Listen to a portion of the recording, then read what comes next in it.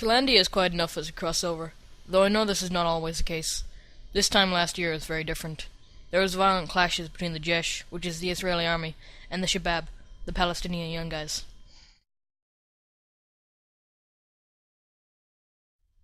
We travel to Ramallah, where we will get the service, which is a 7-seater taxi, onto Nablus.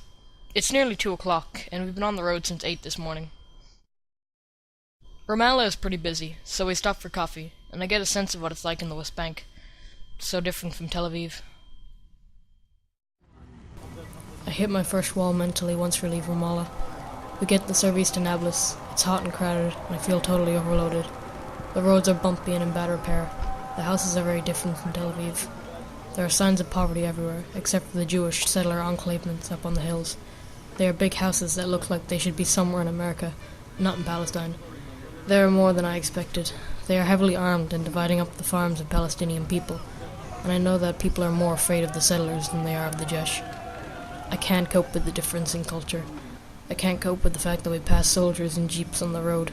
It feels like I'm in a computer game, but I know it's not. I know I should be filming this, but I can't.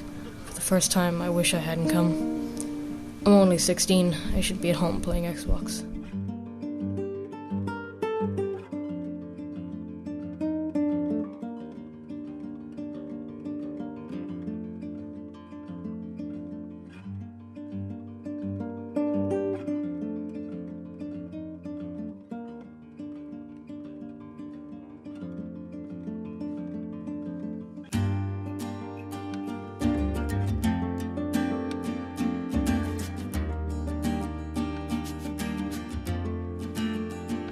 As I walk down the steps of the guest house, I see the mural that my mom painted in 2010.